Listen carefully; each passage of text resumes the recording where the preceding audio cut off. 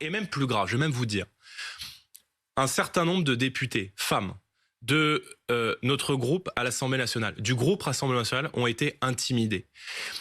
Si tous les députés, j'explique pour que ce soit très concret, mais il faut que les gens qui nous écoutent comprennent. Nous sommes 88 à l'Assemblée nationale. Si les 88 députés du Rassemblement national n'étaient pas présents pour cette motion, la motion tombait et n'était pas mise aux voix. Et pour que des députés du RN ne soient pas présentes dans l'hémicycle, des députés femmes ont reçu des appels anonymes, je le dis, des appels anonymes sur leur téléphone portable en leur disant que l'un de leurs proches était à l'hôpital dans leur ville, dans leur circonscription, pour les inciter à quitter l'hémicycle et à ne pas se rendre dans l'hémicycle. Vous avez des preuves ?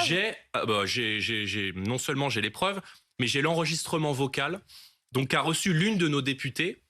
Je vous laisse écouter.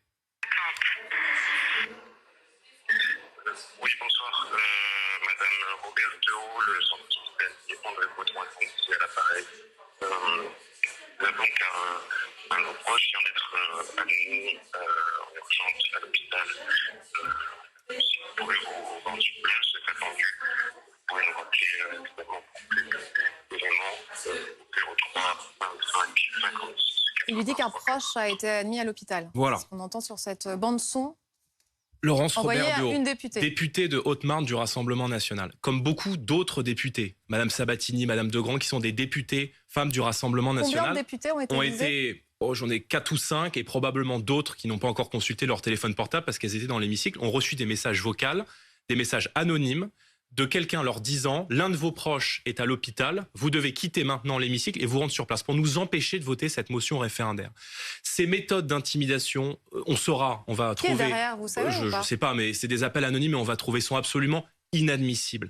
Et je ne veux pas accuser l'extrême gauche et la NUPES sans preuve, mais on voit bien que les techniques de zadistes dans lesquelles se sont lancées une grande partie de l'extrême gauche pour empêcher le Rassemblement national de soumettre ce texte à référendum est en réalité un aveu de complicité entre une grande partie de l'hémicycle à gauche et la NUPES.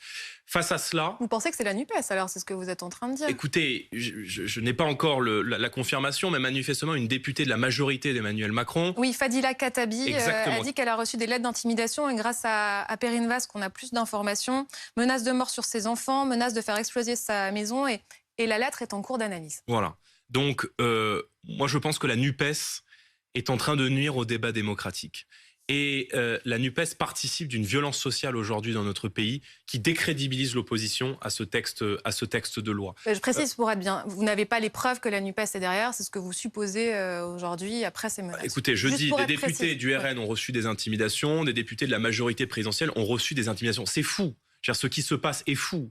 Parce que si la NUPES avait été raisonnable, si la NUPES avait fait ce pourquoi, leurs électeurs les ont aussi choisis pour combattre la politique et le saccage social d'Emmanuel Macron, alors ils auraient accepté de se mettre autour de la table avec nous, pas simplement pour prendre une décision politique, mais pour soumettre ce texte de loi que 72% des Français rejettent à l'avis du peuple français. Vous savez, eux disent